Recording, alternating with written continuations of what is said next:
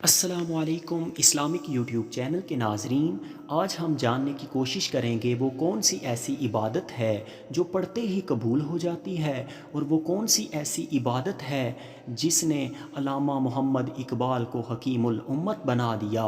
تو آئیے جاننے کی کوشش کرتے ہیں۔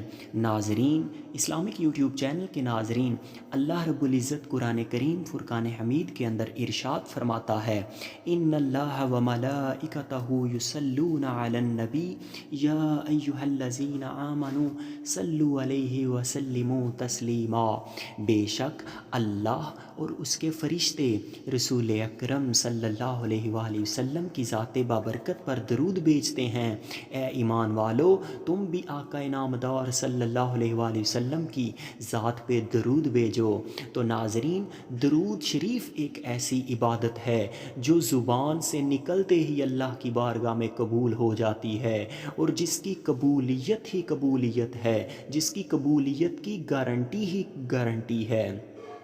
علامہ محمد اقبال سے کسی نے پوچھا کہ اے علامہ محمد اقبال، آپ حکیم الامت کیسے بنے؟ علامہ محمد اقبال نے فرمایا، میں نے 1 کروڑ مرتبہ آقا نامدار مدینے کے تاجدار صلی اللہ علیہ وآلہ وسلم کی ذات بابرکت پہ درود پڑھا، اس کی برکت سے اللہ نے مجھے حکیم الامت بنا دیا۔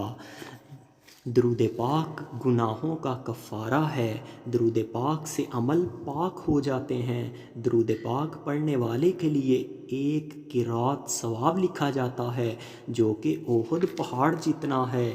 درود پاک پڑھنے والے انسان کی دین و دنیا کی تمام مشکلات آسان ہو جاتی ہیں۔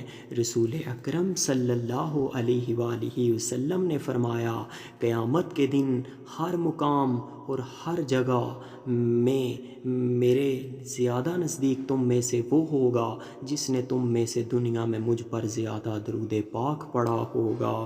رسول اکرم صلی اللہ علیہ وآلہ وسلم نے ایک اور جگہ پہ ارشاد فرمایا، جس نے مجھ پر 1 مرتبہ درود پاک پڑھا، اللہ رب العزت اس پر 10 رحمتیں بھیجتا ہے، اور اس کے نامہ اعمال میں 10 نیکیاں لکھ دی جاتی ہیں۔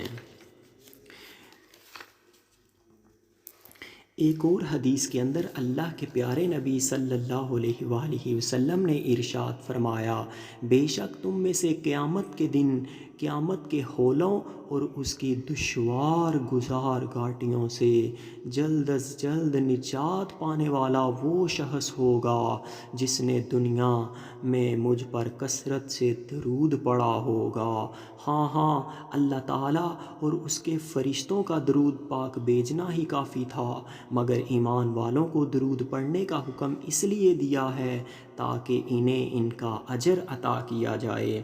ایک اور جگہ پہ رسول اکرم صلی اللہ علیہ وآلہ وسلم نے ارشاد فرمایا، قیامت کے دن میرے حوض کوثر پر کچھ گروہ وارد ہوں گے جن کو میں انہیں درود پاک کی کثرت کی وجہ سے پہچان لوں گا۔ اے میرے عزیز دوستو، اس وقت کو یاد کرو جب سورج بالکل ہی قریب ہوگا، سورج سوا نیزے پہ ہوگا، زمین دہکتے ہوئے کوئلوں کی طرح تپ رہی ہوگی، سر چھپانے کو جگہ نہ مل رہی ہوگی، پینے کو پانی نہ مل رہا ہوگا، انسان کو اپنا ہی پسینہ لگام کی طرح منہ تک چڑھا ہوگا، وہاں ہمارے آقا صلی اللہ علیہ وآلہ وسلم حوض کوثر پر اپنی امت کو پانی پلاتے ہوں گے، وہاں پر دنیا میں درود پاک پڑھنے والوں پر خاص عنایت ہوگی، امت کے والی صلی اللہ علیہ وآلہ وسلم کو درود پاک پڑھنے والوں کو دور سے ہی دیکھ کر بلائیں گے۔